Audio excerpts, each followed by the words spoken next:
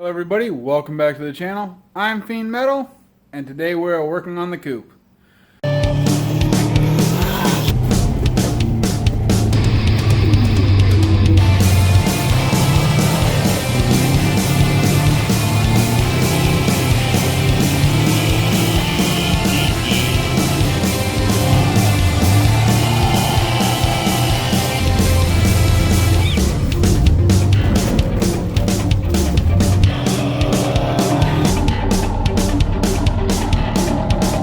Okay, so I just got back from about an hour drive, and I'm going to let the coupe cool down for a little bit.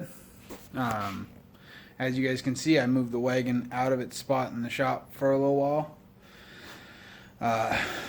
We're going to be reorganizing that because I think I have decided that I want the wagon to sit on this side of the shop in the corner more, so that way I have access to my tools at the front. The wagon can be there so I can work on it and make progress when I have time and materials, and then I'll still have this bay, which is my bay 1, open, and I plan to clean out some of the stuff that's built up over there and at least just get it moved over to my garage where I store a bunch of stuff like that, like the toolbox, like my 1989 Ford Ranger's toolbox. That can go in the Ford Ranger for right now. I'm not using it. I don't need to worry about it. Put it in the truck. The back seats for the coupe, they can go to the house. There's a whole bunch of stuff I can get out of here and have more room in here. And I also need to get rid of a lot of cardboard over there. So, got a lot to get done, but for today, we are working on this. Center differential, gonna get changed. And we'll be back after it's cooled down and I get it torn apart just enough, because you have to drop the catalytic converters out, or that section of tubing out, in order to replace the center differential, which I've got something for you guys later on. I'm in the process of getting some parts, so this car will actually this car or the wagon will get torn apart again in the near future, or as far as the center differential goes. So we got some cool stuff coming, and we're going to make some progress. But today, we need to have it ready for the event. So let's get to it. Alrighty, so we've got good news and bad news. Good news, car's all torn apart, and I'll show you guys that in a second. Bad news is, this is what came out of it. See how much damage is done to this? Now this, I think, is a replaceable part, usually, but they're like $250. It's the shaft that goes into the actual transmission side. It doesn't feed the driveline. But this, I just dropped down my toe. Sucks. Okay, this, significantly less wear, but there's with that one, there was corresponding wear on the clutch pack itself, where the clutch pack had actually gotten damaged from doing that damage. So I opted to do some surgery.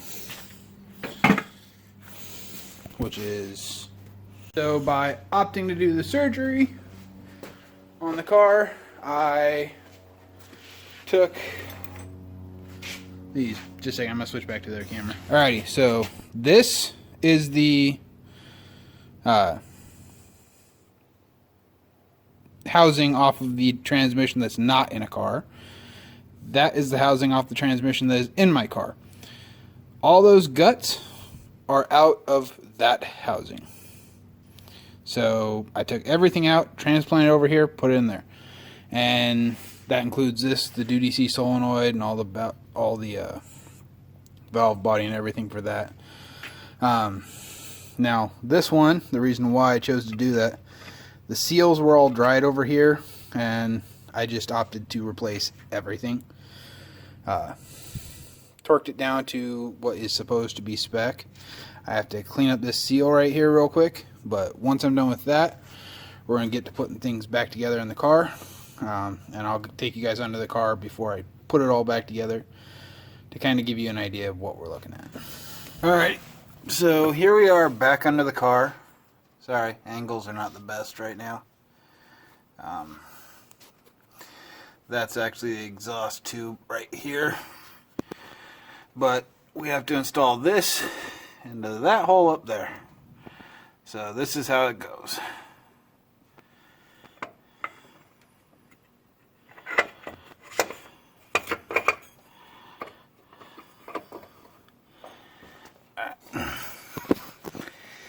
See how it's up there now? And ta-da, it's in. Now it's fairly straightforward, but meshing up these gears can be a pain in the butt. All of this is actually futile in my personal opinion, because we're going to be making some changes, and this whole unit that's back here will be going away from this car, which is cool.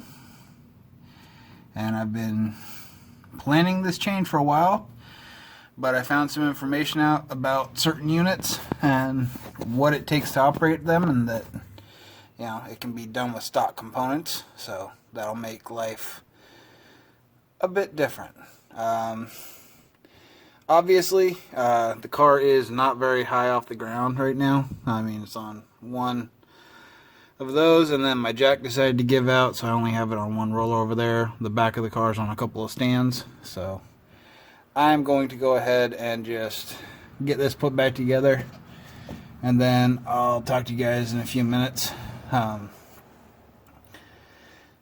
This car's even still got the catalytic converters intact in there, and they actually look good, so plan to leave all of that for right now. I want to do minute changes and see how well it affects the car.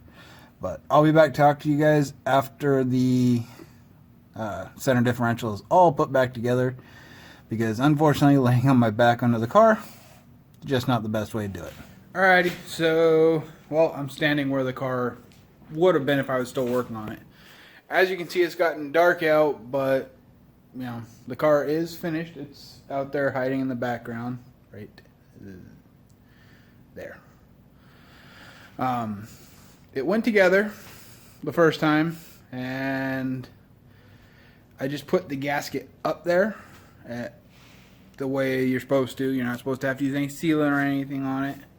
And I put it all together, and apparently right when I was finishing up putting it together, there's a spring in there that activates the park. Well, it'd come undone. Stupid mistake. I didn't catch that it popped loose when I was trying to get the case on, and I tightened it down. Didn't damage the spring. Of course, I had a spare if I would have. But what happened was, when I pulled it back off to fix the problem, the gasket tore, which sucks because there's a high pressure hole in there that requires that gasket. So I had to try to salvage a $10 gasket, which I'm going to have to go buy another one from Subaru for fixing after the event, because it's going to bug me that it's not done right. Actually, I might just see if it survives this. I was able to salvage the chunk that has the high pressure section on it and get it up in there, get it to align with the bolt holes, put it in there, and then use a RTV gasket maker, silicone gasket maker, to seal it up. Now, I've done stuff like that before. It's not my preferred way of doing it, but you know, when it's 9 o'clock at night on a day you've got to go to work, and well, I don't have to go to work. I give somebody a ride to work in 2 hours. You know, I don't have time to sit there and go, oh, too bad, I don't have a gasket.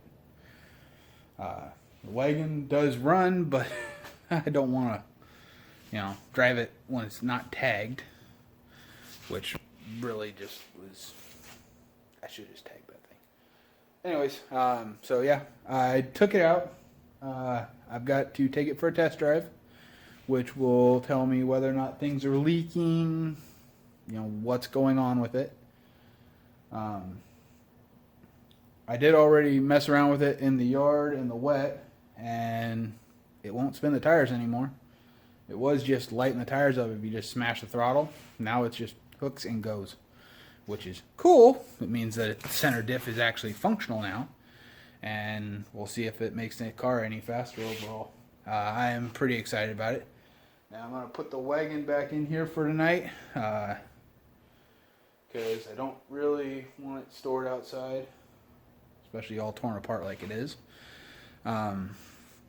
But we're going to make some progress on this. I'll be pulling the coupe back in here probably in the next, probably Friday. We're going to be working on it, finishing it up for the event. We're going to add some parts to the front end of it. We're going to make some adjustments to that skid plate I put on it, and we're going to see how it performs. We're also going to be getting it ready for those night runs, and in all honesty, I am probably going to be stealing the alternator off the wagon to make sure I have enough power output to run this thing, because the 75 amp alternator is questionable already on that car. I mean, I can sit there and watch it fluctuate on the voltmeter gauge, and that's not a good sign.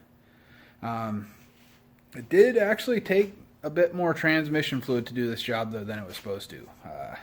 I put 4 quarts in it, and it's at the low mark now. I had it at the high mark when I started this, but it's now sitting at the low mark, which sucks. But you know, I'll see if it leaks any tonight. Best I can do is try to fix it and figure out what's wrong. Might have to pull an all-nighter Friday or something stupid. We'll see how it goes. I hate doing a modification like this or a repair like this with so little time to test it before you have to do a road trip and then racing. But it's life. It's what you do. You know, if you want to race, sometimes you got to pay the piper and not get any sleep. So I'm going to cut it here for a night. I hope you guys are having a wonderful day. I'm having a great day now that the all-wheel drive system works in the coupe. And yeah. If you want to, feel free to like and subscribe to the channel. You can also follow us on Instagram and Twitter. Those are in the description down below. Have a wonderful day, and I'll talk to you in the next video.